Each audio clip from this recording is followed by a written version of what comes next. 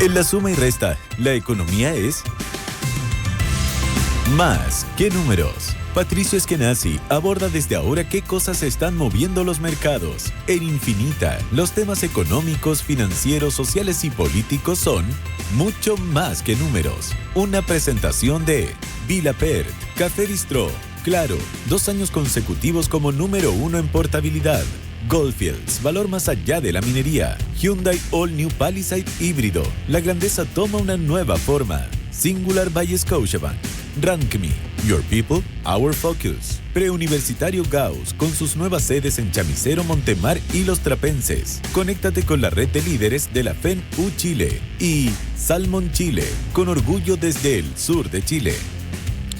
¿Cómo están, amigas y amigos? Bienvenidos a una nueva edición de Más que Números. Hoy día lunes 23 de marzo, 9 de la mañana con 6 minutos. Benjamín Cantín, ¿cómo estás? ¿Qué tal, Pato Eskenazi? Buenos días, gusto saludarte a ti, a nuestros auditores. Bien, pues, ¿qué tal tu fin de semana? ¿Todo tranquilo? ¿Todo bien? Sí, bien.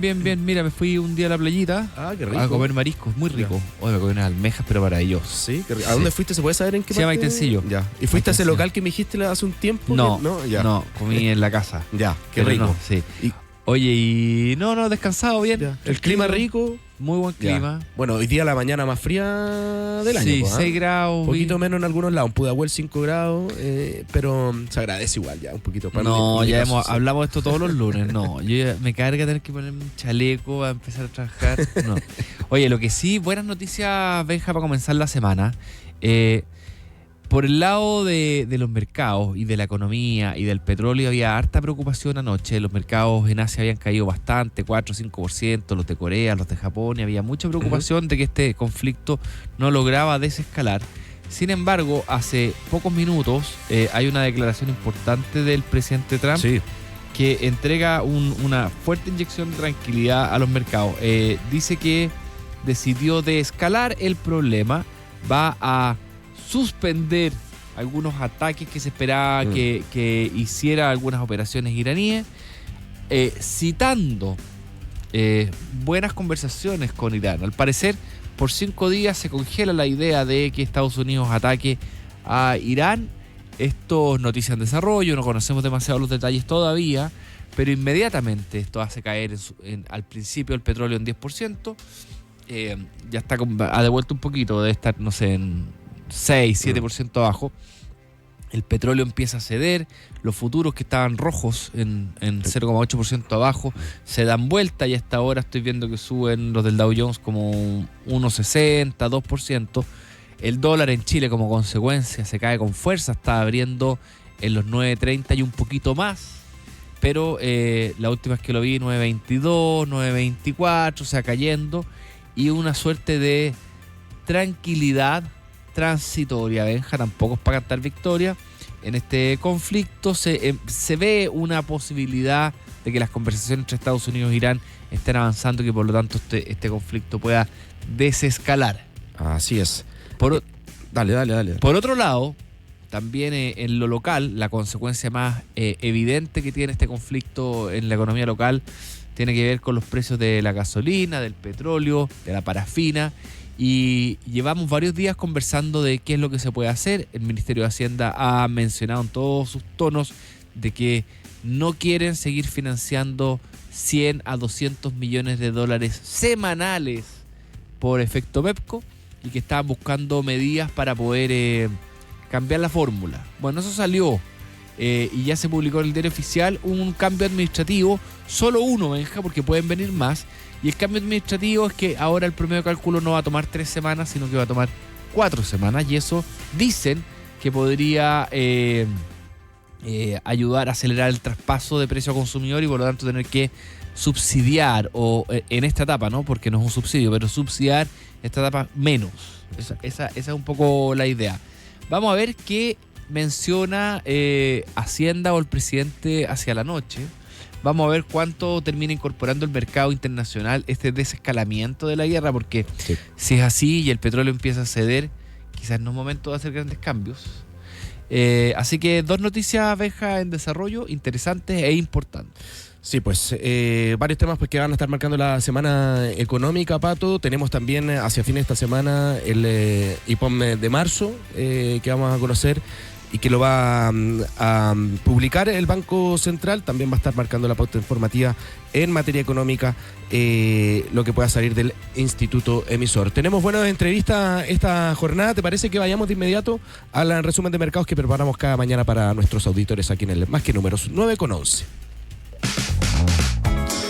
Bueno, en Estados Unidos, Wall Street cerró el viernes con fuertes pérdidas. Claro, todo esto en medio de la incertidumbre global por el conflicto en Medio Oriente. El Standard & Poor's cayó un 1,51%, el Nasdaq retrocedió un 2,01% y el Dow Jones perdió un 0,96%. Hablabas tú, Pato, de los futuros en Wall Street hasta ahora. Sí, tenemos que actualizarlos, Benja, porque hace una media hora más o menos los futuros estaban en negativo, algo así como 0,8% en rojo, pero a esta hora estoy viendo que los futuros del Dow Jones están ganando 560 puntos, son más de un 1%, eso es prácticamente un 1,3% de subida.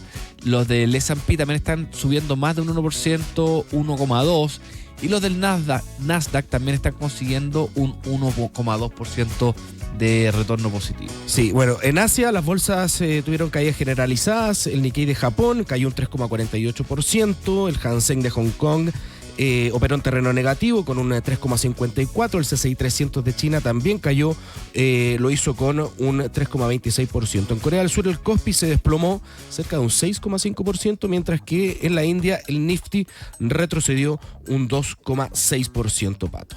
Sí, estaba mirando ahora los precios del petróleo. El WTI está en $92.55 y los del Brent todavía están sobre los $100, a 105, un poquito más. Ambos cayendo casi 6%, pero en la mañana lo habíamos visto, o sea, cuando recién salió el anuncio habían caído 10. El dólar a esta hora, dólar en vivo, 923 pesos. Ya. Estuvo por abajo, Benja, a las 8:41 estuvo en 9:19. Y había abierto en 9:31, lo había visto yo por ahí, 9:30, 9:31, y este anuncio que ocurrió más o menos a las 8:30 de la mañana lo hizo caer de 8:30 a 8:19, ha devuelto un poquito en 9:23. Sí, oye, también las bolsas europeas antes del anuncio operaban con fuertes caídas, Pato, en torno al 2%, se revierte eso y hasta ahora el Eurostoxx avanza un 1,54%, el FTSE 100 de Londres sube un 0,09%, el DAX alemán también al alza hasta ahora con un 1,61%, en Francia el CAC 40 de París sube también un 1,03% y el IBEX de España también en positivo con un 1,08%. Muy bien, 9 de la mañana con 13 minutos.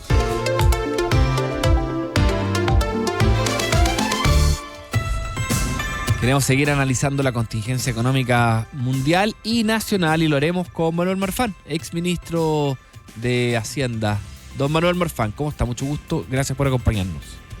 Hola Patricio, ¿cómo estás? Bien, ¿y tú? Gracias por invitar. Un gusto, pues. Manuel, quería partir preguntándole por esta batería de medidas económicas. Se ha hablado harto del copamiento de la agenda noticiosa, pero en materia económica también hay harto titular de bajar impuestos, de reintegrar, de reintegrar el sistema tributario, me refiero, de eliminar por un año el IVA a la construcción y así, varias cosas más. En general, ¿le ha gustado este paquete de anuncios? ¿Le parece que equilibran bien las necesidades de crecimiento por una parte con las necesidades de mantener las finanzas públicas controladas y ordenadas? Bueno, hay una mezcla. Hay algunas que me gustan y otras que me gustan menos. Patricio, si tú me permites algo sobre lo que estaban conversando inmediatamente antes. Por supuesto. Me voy a referir a tu pregunta, pero sí, un pequeño comentario. Este desescalamiento que ha anunciado Trump va junto con una amenaza. Él dice, vamos a suspender los ataques, la fuente mía, que es el Economist, dice por 48 horas, y tener conversaciones para que Irán destrabe el Golfo de Hormuz, que es por donde sale el petróleo, no solo de Irán, sino que sale el de Bahrein, el de Kuwait, el de Emiratos Árabes, el de Qatar. Aproximadamente el 20% del petróleo que se comercia internacionalmente transita por ese golfo que ha estado bloqueado y bombardeado por Irán. Y entonces la advertencia es que Irán tiene que habilitar el paso libre por el Golfo de Hormuz. Si no lo hace, al cabo del plazo que se dio Trump, entonces Estados Unidos va a bombardear las plantas de generación eléctrica y las plantas de gas de Irán totalmente, y las plantas de agua.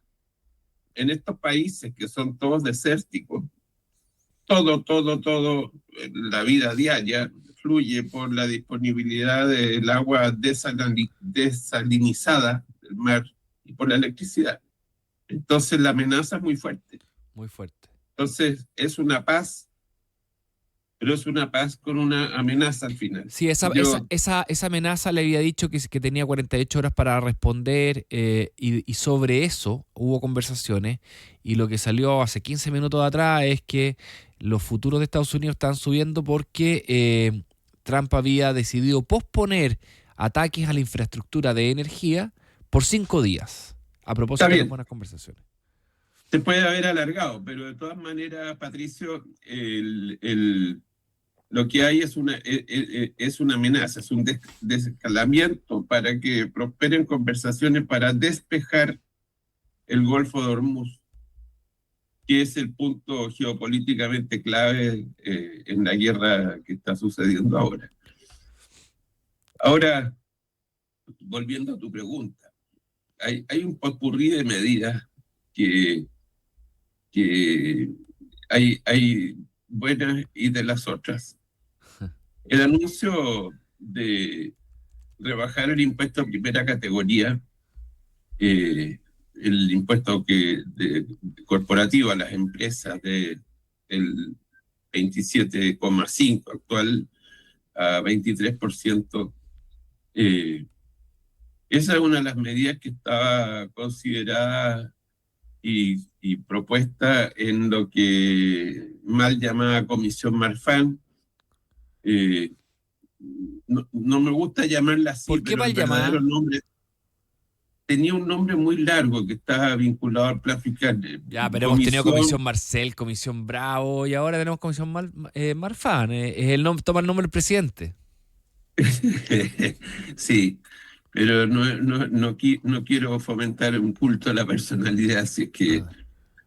pero tiene un nombre tan complejo que no me acuerdo. Pero es una de las recomendaciones que nosotros hacíamos porque ese es un impuesto que es muy distorsionador. Que si el gobierno quiere financiar los gastos, mejor use otras fuentes de ingresos.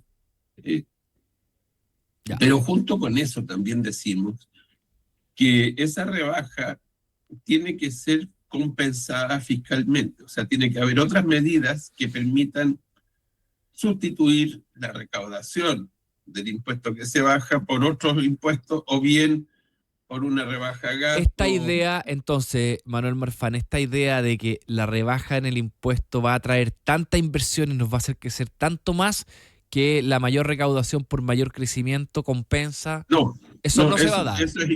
Eso es incorrecto, no. Eso no es correcto. Y eso el propio gobierno corrigió sus dichos, digamos. Ok. Entonces, pero lo que es importante acá es que no puede haber déficit fiscal. No puede haber un debilitamiento de las cifras fiscales. Y por lo tanto, lo que falta todavía por saber es cuál va a ser la compensación que tendría que buscar el fisco para no deteriorar sus cuentas. Y de hecho, la propuesta que hace en general el Fondo Monetario Internacional es que cuando uno va a tomar una medida que va a bajar la recaudación y la va a querer compensar con otra, que primero aplique la otra, que primero empiece a recaudar y que después gaste, no al revés. Pero yo tengo la sensación, Manuel, que este gobierno no tiene el tiempo o la paciencia por lo menos para esperar que se compense para luego bajar los impuestos. Eso yo no lo podría calificar. mi intención o mi espíritu es que yo lo que quiero es que a Chile le vaya bien. Y por lo tanto, yo lo que esperaría es que ojalá, si se va a tomar una medida de esa naturaleza, también se haga bien. Y el orden de los factores, como dice el Fondo Monetario, altera el producto. Claro. Es importante tener la certeza de la compensación antes de iniciar esa rebaja. Y además Eso me imagino, Manuel Marfán, que también es importante construir un relato que a la ciudadanía le haga sentido, porque la mayoría apoya la baja de impuestos a las empresas. Pero si esto ocurre en paralelo, por ejemplo, a que los conductores de vehículos, la parafina, la benzina, sube fuerte de precio, y estamos todos pagando mayores costos por eso, se puede instalar la idea de que la baja de impuestos corporativos la están pagando las personas. Sí. Bueno, por eso es que en precios tan claves como el del petróleo, el país ha ido ensayando diversas fórmulas a lo largo de ya casi 40 años para poder suavizar los cambios. No para eliminarlos, pero sí para suavizarlos. Antes existía el Fondo de Estabilización del Petróleo, ahora se llama MEPCO, ha tenido distintos nombres. Y lo que es importante no es no hacer los ajustes de precios, sino que suavizarlos.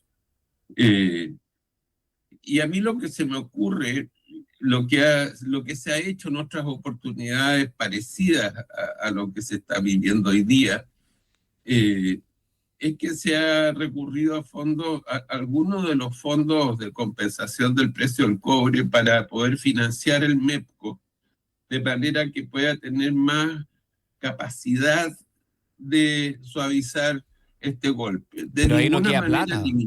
Ya no queda nada de plata. Es que en el pasado ese fondo, el FES, el Fondo de Estabilización Económico y Social, llegó a tener más de 10 puntos del PIB, o sea, el equivalente hoy día, no sé, a 35.000 millones. ¿Cuánto le queda ahora? ¿3.000? No sé. Ya no tiene mucha plata ese fondo como para poder compensar esta tremenda subida del petróleo. Sí. No sé, habría que ver la contabilidad de si se atrasa algo, pero el precio del cobre en los últimos meses ha sido extraordinario, entonces también ha acumulado allí. Sí. Pero yo lo que creo que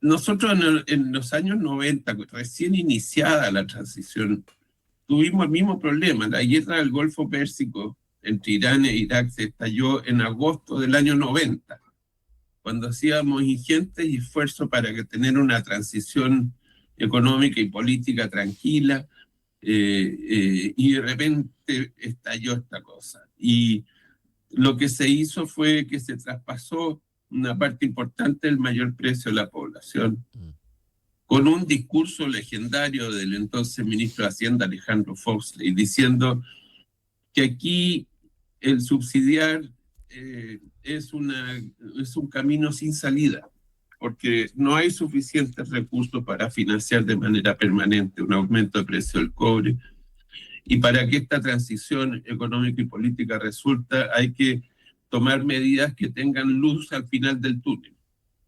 Y eso la población lo entendió, lo comprendió, a pesar del sufrimiento de tener que sufrir las consecuencias del alza. Entonces aquí el relato, como dices tú, que tiene que haber acá, también es lo mismo. O sea, no hay que pensar solamente en el corto plazo inminente, sino que también este país, si quiere volver a ser próspero, tiene que estar pensando en buscar soluciones que tengan luz al final del túnel, y eso significa manejar los precios del petróleo que enfrenta el público y las empresas, manejar los precios del petróleo de una manera que se suavice, pero que sea viable en el mediano plazo. Interesante y el al punto. mismo tiempo Sí. forma parte de esa luz al final del túnel que el gobierno no renuncie a las medidas que permiten aumentar el tamaño de esa luz al final del túnel, que son la capacidad de crecimiento, la capacidad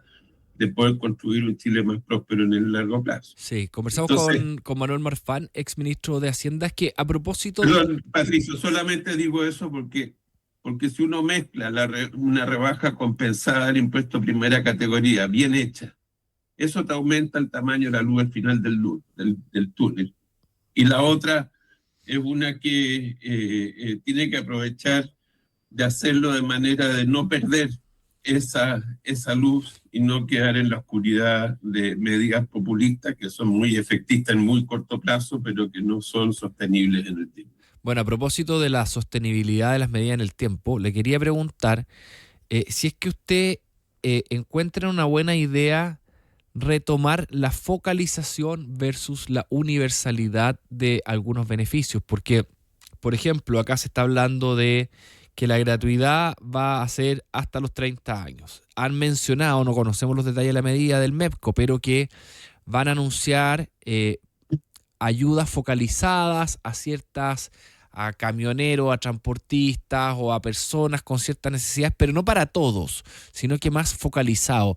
Y durante los 90 y principios de los 2000, la política económica de Chile era bastante focalizada y después se empezó a universalizar. ¿Usted cree que es una buena idea volver a la focalización?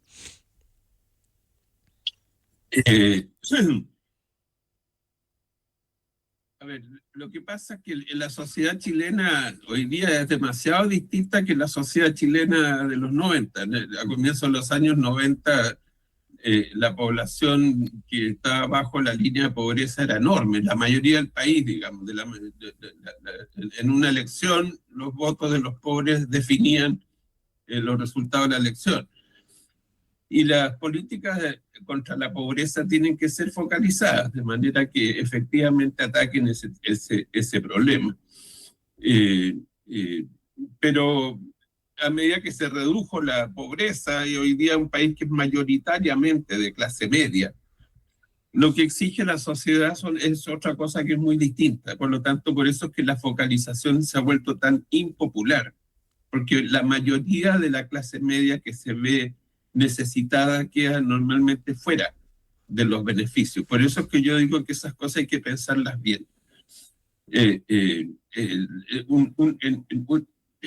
El drama de la sociedad media,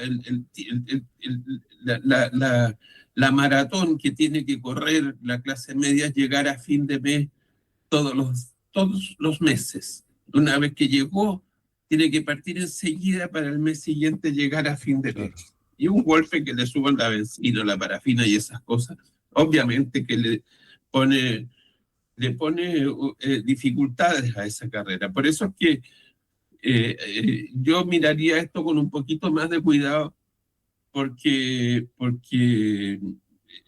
más bien las políticas en los países que son mayoritariamente de clase media es reducirles los riesgos a esa clase media. Eso es lo que es el estado de bienestar, básicamente reducirles los riesgos a esa clase media. Y el MEPCO no le reduce, mitiga en algo los riesgos, en tanto suaviza los cambios y puede permitir que esa bicicleta que hay que estar haciendo todo el tiempo en la clase media pueda hacerse con una transición que sea más lenta. En particular, en el caso de la gratuidad, sin embargo, en las universidades, a mí me parece que las familias que sí pueden pagar deberían pagar. Eso lo he pensado siempre, digamos. Pero yo no estoy tan seguro de si poner ese límite de los 30 años es una buena idea. Porque hay personas que necesitan segundas oportunidades en la vida. Y eso estaría bloqueándose para gente hoy día, 30 años, todavía gente muy joven. Más que por edad, Antiguamente, usted dice debería ser por capacidad de pago. El que puede pagar, que pague, independiente de la edad que tenga, y el que no puede pagar, que no pague, bueno, independiente de la edad que pero tenga. claro, yo creo que eso siempre debió ser así, digamos. Pero esas son cosas que yo creo que hay que pensarla un poquito mejor. No basta el titular de la noticia.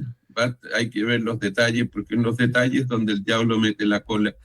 Y siempre puede haber injusticia que puede llevar a una reacción de la sociedad que deja de cooperar, deja de ser una sociedad que colabore para que las cosas resulten bien, y pasa a ser más bien una sociedad de protesta. Y sabemos que eso no cuando ocurrió, no fue bueno para el país, para nada.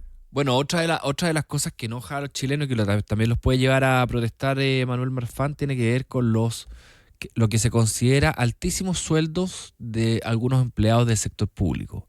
Y acá se está aplicando un instructivo que se construyó a propósito de, si no me equivoco, de la comisión, la misma comisión Marfán. Se puso un tope de 90% de los asesores pueden ganar hasta un 90% de lo que ganan los asesorados. Pero aún así son sueldos de 9, 10, 8 millones de pesos. ¿Cómo transmitir a la ciudadanía, si es que le parece, que es importante que haya gente en el Estado que gane muy bien para poder atraer a los mejores? Mira, yo creo que sería muy malo tener un Estado que funcione de manera mediocre.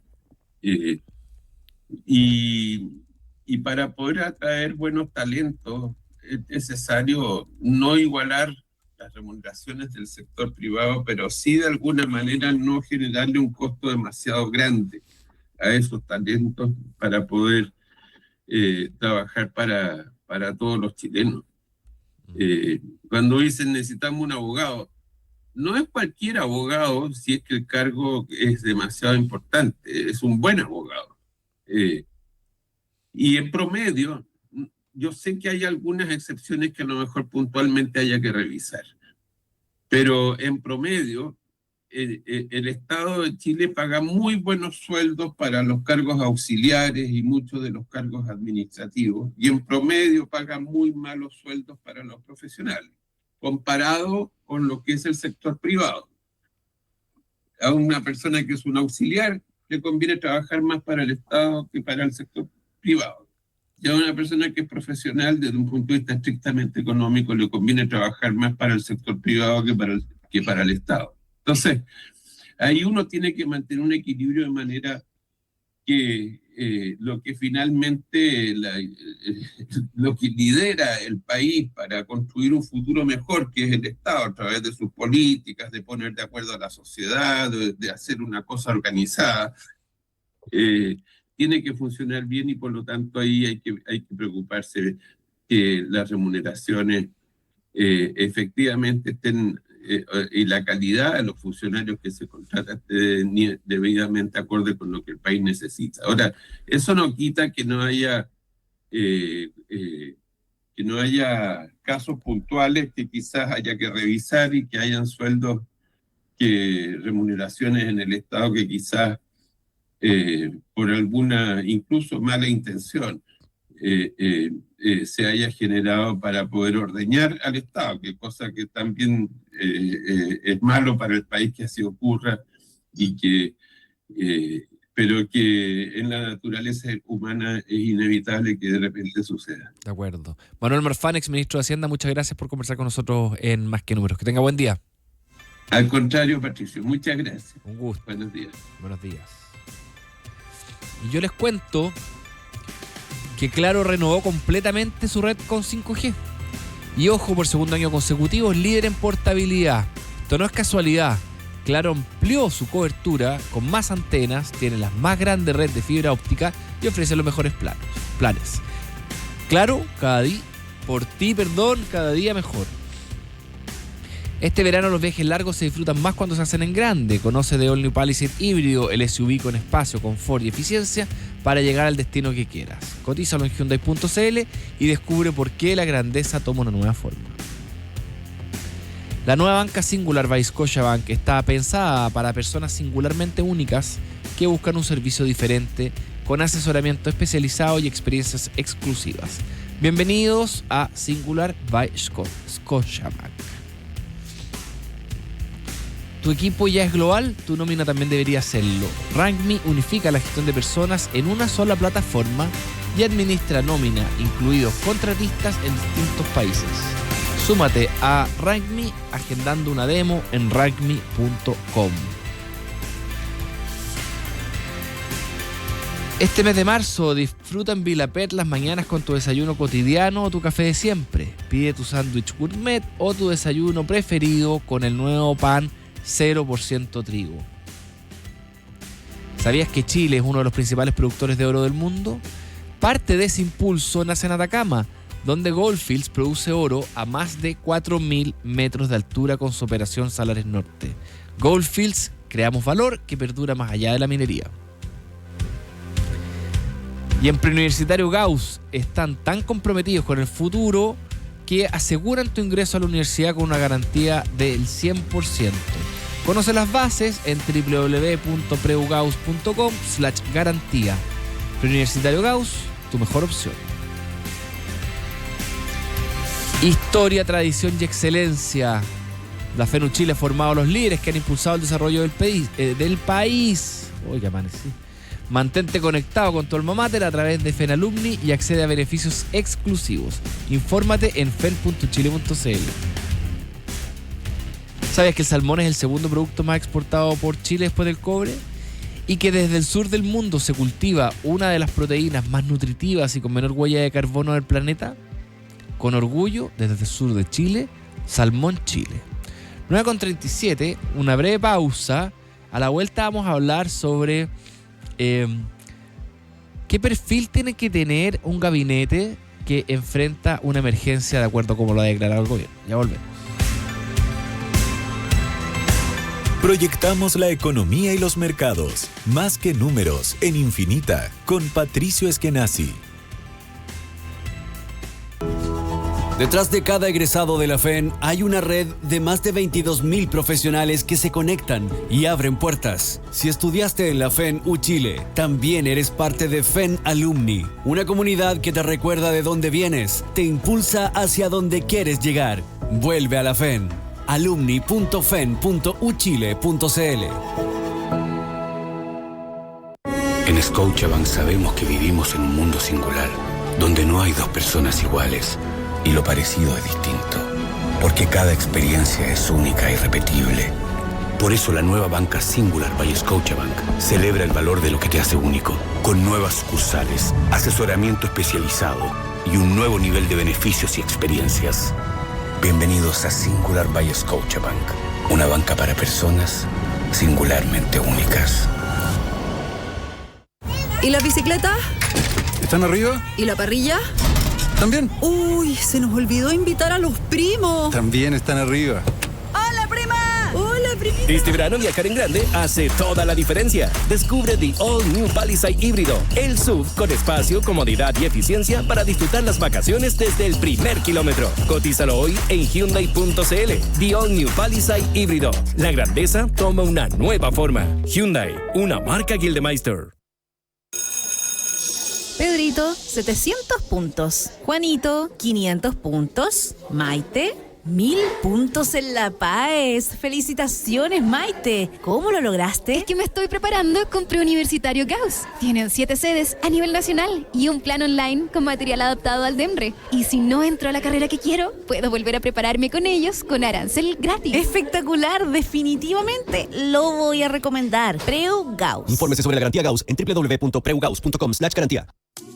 En el Parque Metropolitano de Santiago existe un espacio donde la ciudad se encuentra con la fauna, la educación ambiental y la conservación. En marzo, el Zoo Nacional te espera. Somos un centro público de educación, conservación, rehabilitación y protección de la biodiversidad. Revisa horarios y planifica tu visita en www.parquemet.cl y en redes sociales @zoonacional.chile. Vete a la nueva red fibra de Claro, la más grande de Arica Punta Arenas. Contrata internet fibra 600 a solo 14.990 pesos al mes por 12 meses. Precio normal 21.990 pesos. Claro, por ti cada día mejor. Oferta válida hasta el 31 de marzo de 2026. Infórmate previamente de las condiciones técnicas y comerciales y de la ley 21.046 en clarochile.cl. En uno de los rincones más aislados del planeta, más de 86.000 personas transformaron el talento del sur en el segundo producto más exportado de Chile. Hoy, el salmón chileno llega a más de 100 países. Una proteína sustentable, creada con ciencia, innovación y orgullo. Porque Chile no es el fin del mundo, es el principio de lo que viene. Salmón Chile. En Farmacias del Dr. Simi el primer día de la semana está súper, porque cada lunes, todo el día, te ofrecemos un 25% de descuento en todos los productos. Así que aprovecha que es super lunes y corre a la farmacia que siempre está cerca de ti con los precios más justos. Consulta términos y condiciones en www.drsimi.cl. Información válida todos los lunes en el total de la boleta de compra que sea realizada en cualquier establecimiento físico de las Farmacias del Dr. Simi o en venta electrónica en drsimi.cl. Aplica solo por compras desde 80,000 pesos por cliente. Sobre el monto que exceda dicha cantidad no se aplica descuento alguno. Farmacias del Dr. Simi. Lo mismo, pero más barato. Infinita es parte de Mega Media Radios, que integran también las emisoras Romántica, Disney y Carolina. Infinita, palabras con poder.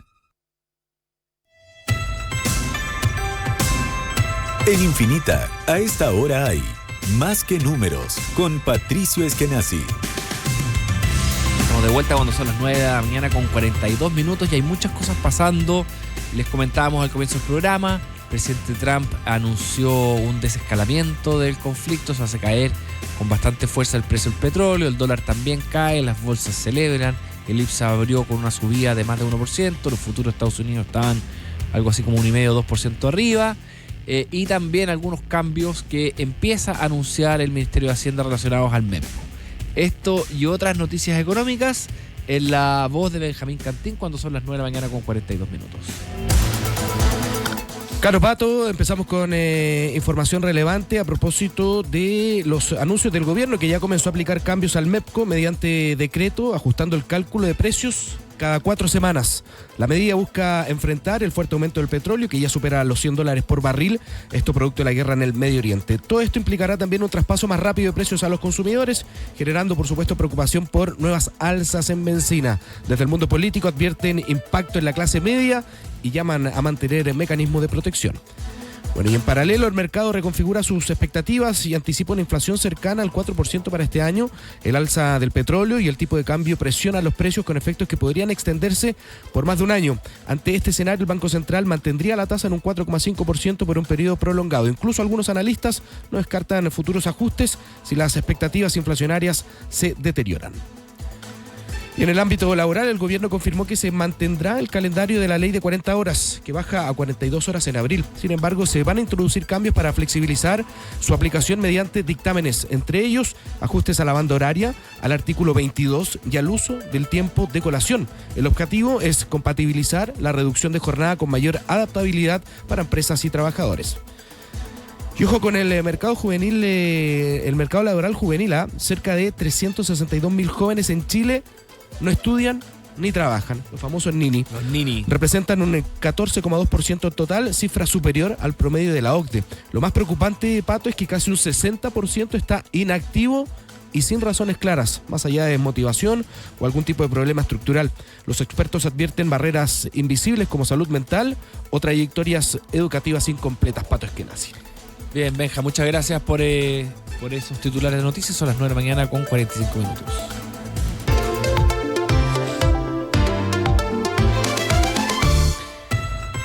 Bueno, desde que comenzó el gobierno ha anunciado que están en una situación de crisis, de emergencia y que por lo tanto el gobierno tiene que adaptarse a eso, con una agenda súper nutrida, con un copamiento comunicacional, con una velocidad bien vertiginosa.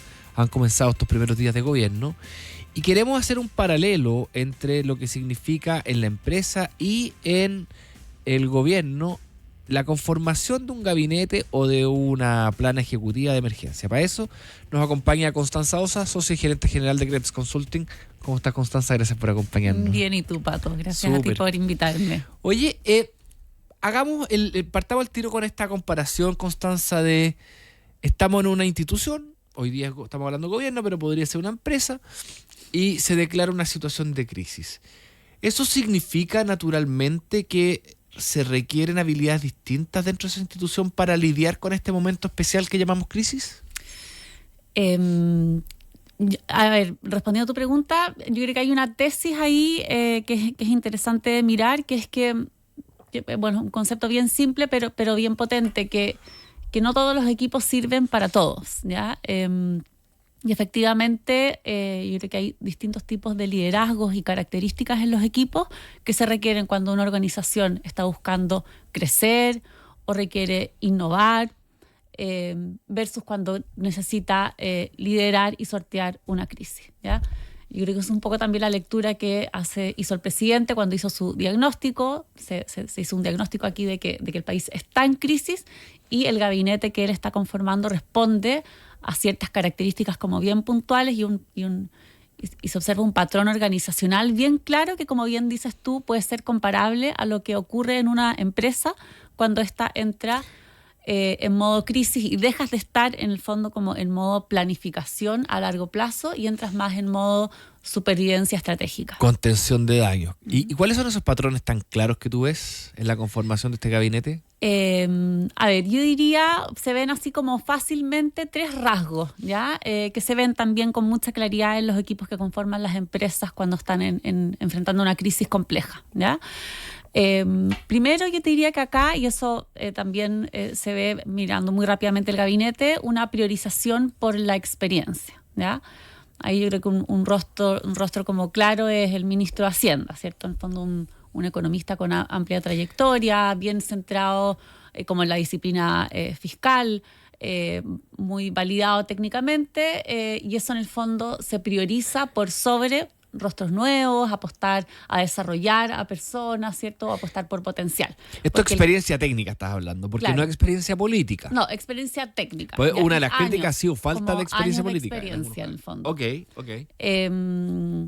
Y en el fondo, esos años de experiencia lo que te entregan a ti es haber pasado por cierta cantidad de situaciones críticas que te garantizan que en el momento en que llegas a enfrentar una crisis ya has podido enfrentar situaciones similares antes y vas a tener como una caja de herramientas disponibles más amplia para poder volver a enfrentar una crisis de esas características. Y esto porque en el fondo en una crisis el costo de cometer un error es alto. Ok.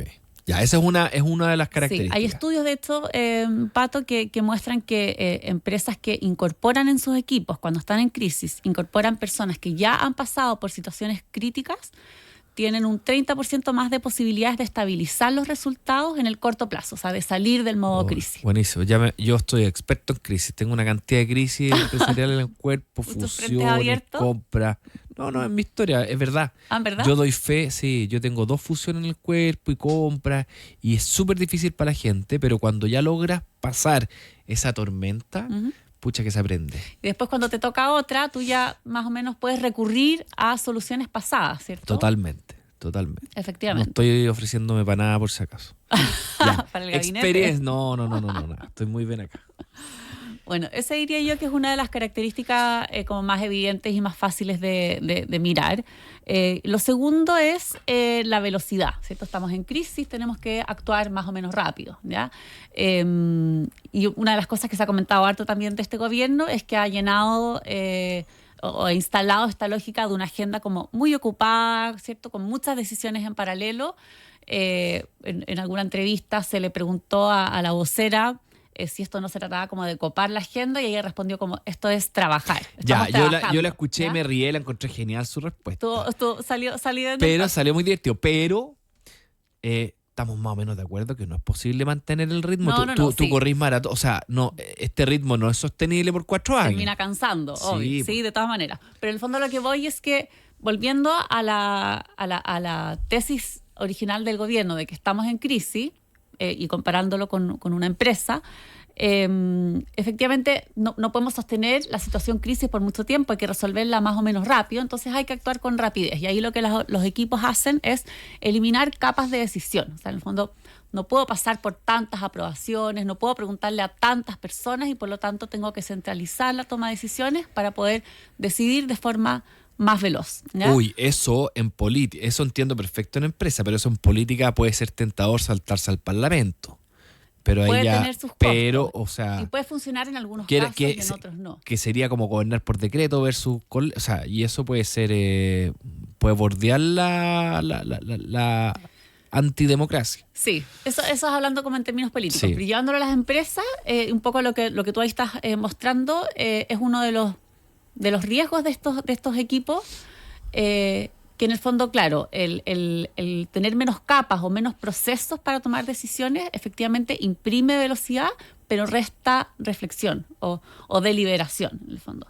Y ahí, por supuesto, que puedes cometer algunos errores. Ajá. Y relacionado con eso, te diría yo que el tercer rasgo de este tipo de equipos es que hay una alta coherencia interna. Ya yo estoy llevándolo a la política, uno puede hablar como de afinidad ideológica. O sea, más o menos todos pensamos parecido, hay mucha confianza, nos conocemos de antes y eso nos permite nuevamente tomar decisiones rápido. O sea, si nosotros tenemos una alta confianza, nos conocemos y pensamos parecido, por supuesto que nos podemos poner de acuerdo bien rápido, ¿cierto? Discutir más o menos rápido, tomar decisiones y ejecutar también con mayor velocidad. Y ahí está uno de los principales riesgos, que es cuando los equipos actúan velozmente, deliberan poco, ¿cierto? Y además se parece mucho, claro, actúas con velocidad, pero ves menos, ¿ya? Entonces puedes pasar por alto puntos importantes y después poder cometer errores también relevantes, ¿ya? También hay estudios nuevamente que indican que los equipos que son muy homogéneos tienen muchas más altas probabilidades de cometer errores estratégicos. Sin duda. Conversamos con Constanza Osa, socia y gerente general de Krebs Consulting, pensando en la moral de la gente, ¿ya? Ok, tú estás liderando una situación de emergencia, una emergencia económica, una emergencia de seguridad, perfecto. ¿Es sostenible estar en una emergencia por 4 años? Porque cuando yo me imagino, no sé, pues después de un rato, si sigues en emergencia, significa que no lo has podido solucionar. Entonces, ¿cuánto empiezan a decirte, oye, ya, pero si ya te dieron toda la herramienta, ahora tú estás en el gobierno, se supone que eras súper bueno para solucionar todos los problemas y ya ha pasado tiempo, digamos 1 año, y no lo has solucionado, empiezas a verse mal no solucionar tu emergencia, como que claro. A mí no me suena sostenible por demasiado tiempo una emergencia. Súper cierto lo que comentas, y ahí está, yo diría, el principio, hablábamos del riesgo esto de la endogamia, que es cuando nos parecemos mucho, dejamos de ver otras miradas. Pero yo diría que el principal riesgo de este tipo de equipos es que puedan permanecer más allá del tiempo que realmente se requiere y durar más allá de la crisis, en el fondo. Y acá yo creo que la principal pregunta, tanto para empresas que estén en crisis como para el gobierno, es: ¿voy a lograr detectar cuándo es ese momento? Cuando ya superé la crisis y ahora se requieren otro tipo de liderazgos y otro tipo de habilidades dentro del equipo para proyectar a futuro, porque no podemos, como bien dices tú, vivir en crisis. En algún minuto hay que empezar también a construir, ¿cierto? Un nuevo relato que permita como crecer y pensar a futuro, y eso requiere otros líderes completamente distintos. Entonces, efectivamente, debiese haber algún punto en que, aquí, claro, no puedo opinar mucho respecto a si se va a requerir cambiar el gabinete completo o no, pero sí al menos el relato y la forma de decidir, la forma de priorizar, porque finalmente, al estar en crisis, más allá de resolver situaciones complejas, acá lo que hay detrás es un estilo de liderazgo, ¿ya? Que te muestra qué estás priorizando, cómo decides, cómo explicas las acciones que tú realizas. Y esa lógica de funcionamiento debiese ser distinta cuando ya se supera la crisis. Perfecto. Oye, a nivel de empresas, la crisis a propósito de la guerra con Irán empezó mucho después, empezó el 28 de febrero, o sea, no llevamos ni siquiera un mes con eso, pero ¿ves algún movimiento, alguna tendencia incipiente de que las empresas también se empiecen a preparar en sus equipos para enfrentar crisis que cada vez son más frecuentes? Va cambiando, a veces las guerras con Rusia y a veces con Irán, pero estamos casi que con guerras permanentes y con cosas pasando de manera permanente. Está muy movido todo, muy movido, sí. Yo creo que es una competencia que las organizaciones han debido o están intentando incorporar de forma como más permanente también. No de actuar en modo crisis, pero sí de tener incorporado en sus equipos de liderazgo perfiles altamente flexibles y con capacidad para reaccionar ante crisis que no te imaginabas, ¿ya? Las empresas tienen todos sus riesgos mapeados generalmente, pero hay cosas que ocurren que es muy poco probable que tú tengas como vislumbrado o que puedas como prever que van a ocurrir, ¿ya? como guerras, sobre todo si tienes líderes como Trump que pueden decidir algo de un día para otro y nadie se lo esperaba, ¿cierto?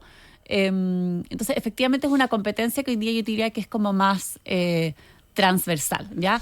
¿Y la están también buscando? han incorporado los negocios, yo creo, esta como variabilidad, ¿ya? En los mercados, en las economías de los distintos países, ya como algo permanente. En el fondo, mi negocio no puede estar respondiendo semana a semana a cosas como tan variables, claro, coyuntura, sino que ya es casi como una variable más de negocio con la que tengo que saber jugar.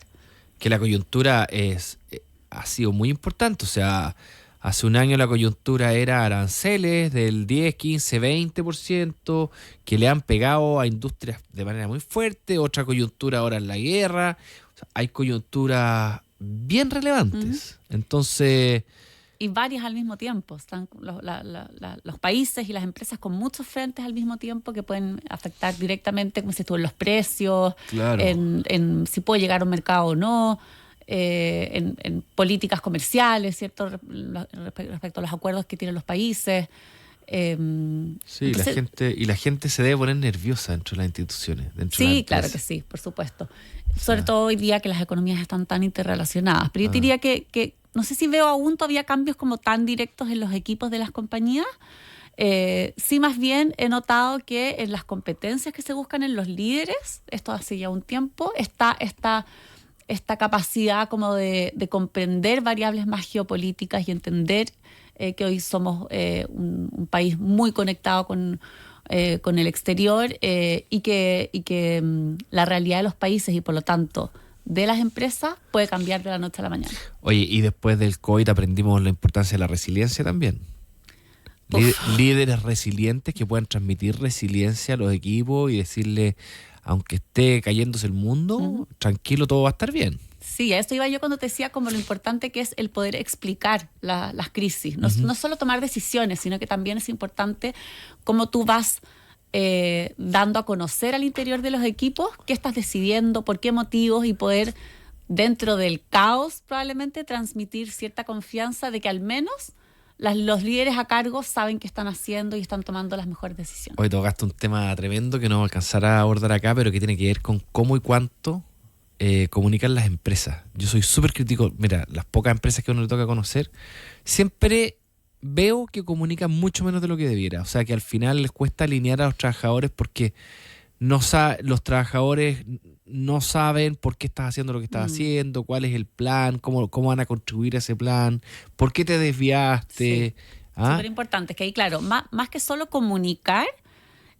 porque tú puedes estar comunicando permanentemente noticias, decisiones, ¿cierto? Pero yo creo que lo que tú dices va como un poco más al fondo, que es cómo yo logro transmitirle a los empleados el sentido que tiene su trabajo y de por qué están yendo de lunes a viernes a trabajar todos los días, por más operativo o administrativo que pueda ser una tarea, finalmente es parte de una cadena que tiene un propósito final. Claro. Y hacer esa conexión entre estoy llenando una planilla en Excel con el cliente quedó feliz cuando lo atendieron impecable en una sucursal, o sea, esa como conexión que se ve tan lejana, cuesta transmitirla, y ahí, vuelta a los líderes, es súper relevante ir generando esos espacios como para ir transmitiendo la importancia de cada rol en el día a día.